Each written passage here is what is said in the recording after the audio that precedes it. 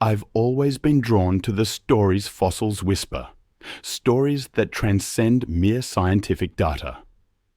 I'm talking about tales of agony, of desperate struggles, of endings both brutal and tragic. And few fossils speak as loudly as the Centrosaurus remains discovered in what's now southern Alberta, Canada. Over 10,000 bones, all belonging to a single species, found in one place. It paints a vivid picture. A catastrophic event where a panicked herd was drowned in a flash flood, creating a prehistoric graveyard. They moved as one, these Centrosaurus, a mass of life synchronized by centuries of evolution. They were medium-sized herbivores, each boasting a prominent nasal horn and an impressive frill, symbols of power that perhaps also contributed to their downfall. About 6 meters long and weighing over 2 tons, they thrived in groups. But it was this very group dynamic that sealed their fate on that fateful day, 76 million years ago. The area, now known as the Drowning Cemetery, was once a floodplain near an ancient river. The rain came down in sheets. In mere hours, the familiar landscape transformed into a chaotic torrent. Mud, raging currents, and sheer panic. The saturated ground gave way. The Centrosaurus, caught completely off guard, tried to escape, but their mass exodus only fueled the destruction. Those at the front were the first to fall. Many trampled under the hooves of their terrified companions.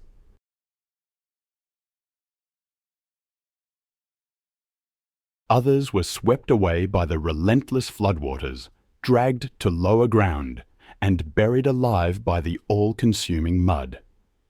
Some, the young or already weakened, simply couldn't keep up. Death came swiftly for some, agonizingly slow for others. All that remained was a tangled heap of bodies, compressed under the immense weight of flesh, bone, and earth. Then silence. Decomposition yielded to fossilization. Horror transformed into a geological record. Millions of years passed before humans arrived, armed with brushes, spatulas, and a patience that mirrored the eons. Paleontologists painstakingly excavated the soil, revealing to the world an unprecedented discovery. Over 10,000 bones from a single species in a single location. The interpretation was immediate and stark. This wasn't the result of deaths spread across generations. It was a single, devastating event that wiped out an entire herd. The uniformity of the fossils, the lack of erosion on the bones, the absence of signs of predation, everything pointed to urgency, desperation, tragedy. Then there's the story of the Triceratops Horidus. Imagine this animal slowly traversing the plains of a lost world. Over 9 meters long, weighing up to 12 tons. One particular fossil tells a dark story marked by pain, survival, and violence. It's not just a well-preserved skull. It's the perforations in the facial bone that tell the tale.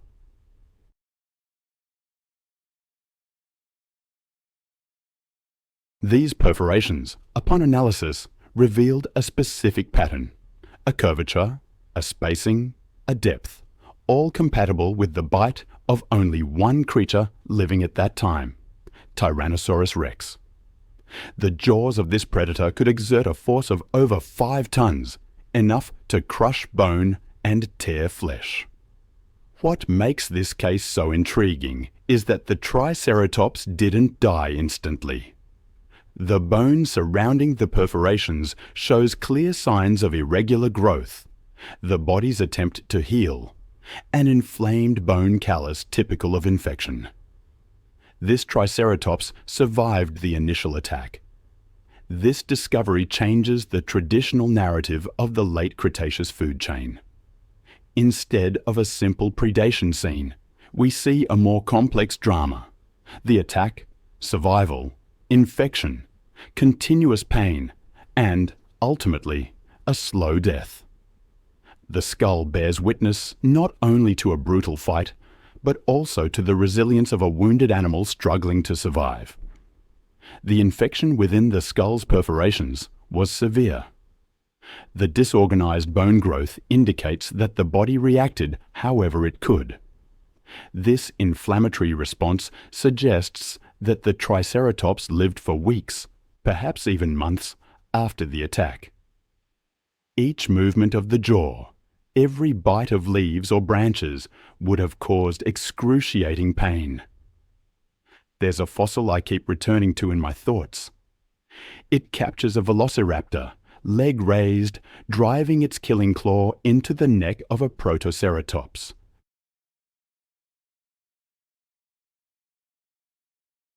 But the Protoceratops doesn't surrender. It bites down hard on the attacker's arm with its powerful jaws. Both immobilized, locked in a final act of struggle. There was no victor, only mutual death. The sand, rich in minerals, compacted over time, becoming an extraordinary agent of preservation. The fossil preserved not only the bones, but also their relative positions. The limbs, the teeth, the claws, everything is there, frozen, as if time itself paused to record the raw ferocity of nature. Now, let's travel to the arid heart of what is now Montana, approximately 66 million years ago. There, one of the most brutal confrontations of the Cretaceous period reached its final outcome. Amid a world dominated by colossal reptiles, the sound of death echoed with a dull impact, muffled by a blow of unimaginable force. The supreme predator of that ecosystem, the legendary Tyrannosaurus Rex, met its end in a shocking and unexpected way. Its name, Pex Rex, now echoes through museum halls and across the pages of paleontological studies as a symbol of both violence and fragility. What scientists discovered when analyzing the fossilized skeleton of this Tyrannosaurus Rex was extraordinary. A massive puncture wound in the neck, exactly where vital arteries, the trachea, and crucial muscles responsible for supporting the head are located. It was as if someone had driven a spear with devastating force straight into the animal's vital system.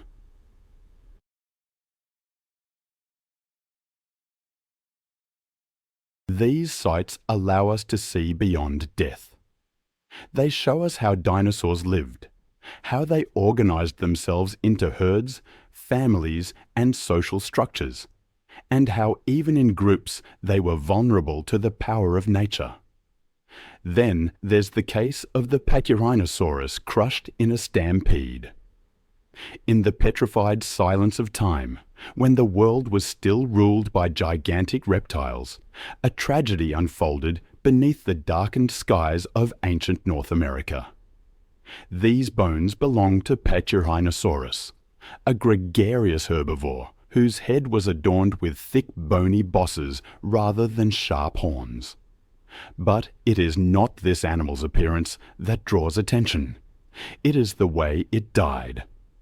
Paleontologists carefully excavating a vast rock formation in what is now the Canadian territory of Alberta encountered a macabre scene. Dozens of Tyrannosaurus fossils stacked atop one another, with bones crushed and fractured. Imagine a herd of dinosaurs in absolute frenzy. That's the vision scientists have pieced together from a remarkable fossil site. These weren't just any dinosaurs, they were Tyrannosaurus, peaceful herbivores, likely living as a family unit. But something triggered a catastrophic panic. The pattern of fractures on their skeletons tells a story of prolonged, intense force, not a simple fall or a predator attack. Compression marks suggest they collided with each other, desperately trying to escape.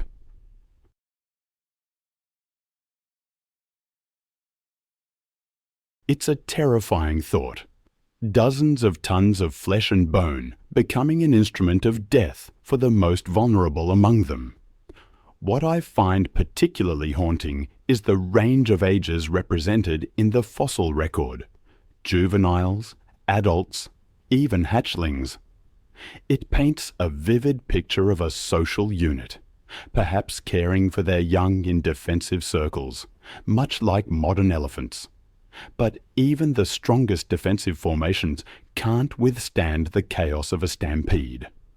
Not all of them died instantly, though. Some fossils show signs of healed fractures, suggesting certain individuals survived for a time, even with broken bones. Others, however, bear the marks of acute, lethal trauma. The microfractures reveal that the force didn't come from above, as in a landslide, but from all directions, as if the bodies were compressed within a living mass of desperation. Paleontologists call this herd death, a natural catastrophe that, ironically, preserves fossils so effectively. Then there's the Carnotaurus with the fractured jaw. Imagine this feared predator, this force of nature that roamed South America over 70 million years ago. Carnotaurus, meaning meat-eating bull, was one of the largest and most agile theropods of its time. But even kings have their weaknesses. Sometimes the silent fossil resting beneath layers of rock tells a story that goes beyond strength and ferocity, a story of pain, struggle, and perhaps silent defeat. The unhealed fracture in its jaw was a significant discovery.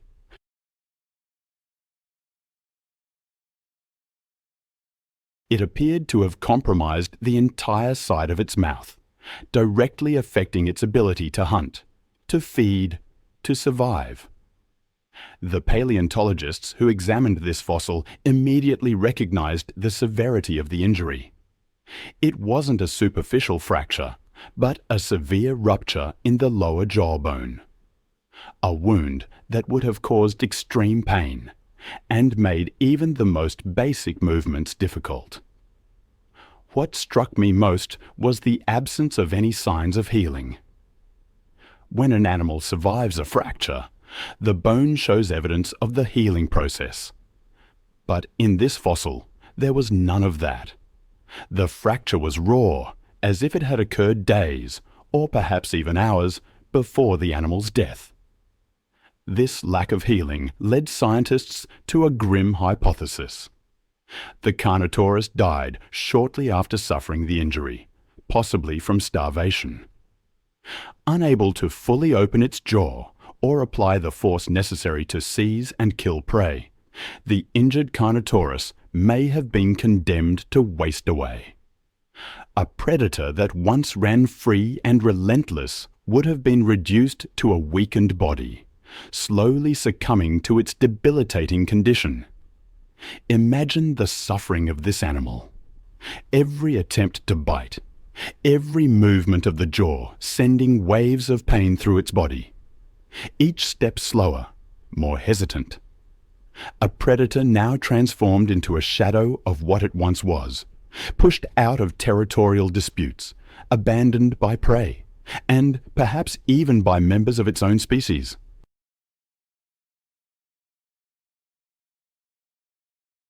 And then there's the Tyrannosaurus Rex, with bones bitten by another Tyrannosaurus Rex. In the heart of a landscape fossilized more than 66 million years ago, a giant once rested, a colossal predator that long reigned as the supreme sovereign of the Cretaceous. Tyrannosaurus Rex, meaning Tyrant Lizard King, was a fitting title for its presence in Mesozoic ecosystems. But even kings face challenges. A singular fossil discovered in Montana revealed a fascinating detail about the life of this predator. Bite marks on its own bones, made by another Tyrannosaurus Rex. This discovery, both surprising and unsettling, sheds light on Tyrannosaurus Rex behavior in a way we could previously only imagine. The tooth marks embedded in the fossilized bones don't belong to a smaller or opportunistic predator. They match exactly the robust, widely spaced, and deeply penetrating dentition of another tyrannosaur. This forces us to reconsider everything we thought we knew about the social and feeding behavior of these animals. Are we looking at evidence of cannibalism? Or perhaps a fierce territorial dispute between two giants? Or could these be the remains of a meal where opportunity outweighed any social restraint?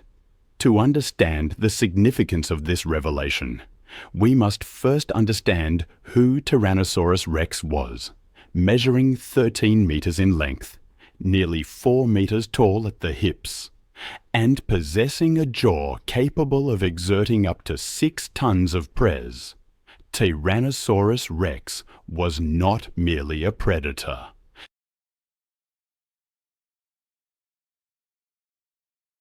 It was a bone crusher. The teeth of Tyrannosaurus Rex. They've left an unmistakable signature. I've seen the fossil remains found in Montana, and the bite marks tell a brutal story. They appear on the skull, the jaw, the arms, the legs.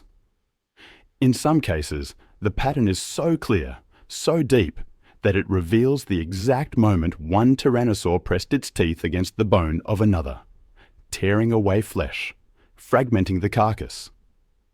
For paleontologists, I think this level of detail is like a time capsule, a window into behavior that textbooks alone simply can't provide. But what does it mean? Was Tyrannosaurus Rex eating its own kind? And if so, why? The most widely accepted hypothesis, at least among the scientists I've spoken with, is opportunistic cannibalism. In wild and hostile environments like the late Cretaceous, food scarcity could drive even the largest predators to feed on the bodies of their own kind. It's not unprecedented, you know. Today, crocodiles, sharks, even bears sometimes practice cannibalism when circumstances demand it. Why would it have been any different 66 million years ago? There's another, even more dramatic possibility, of course. A fight between two Tyrannosaurus Rex individuals. Maybe over territory, mating rights, or dominance over a kill. At the end of the confrontation, the victor may have consumed parts of the defeated rival.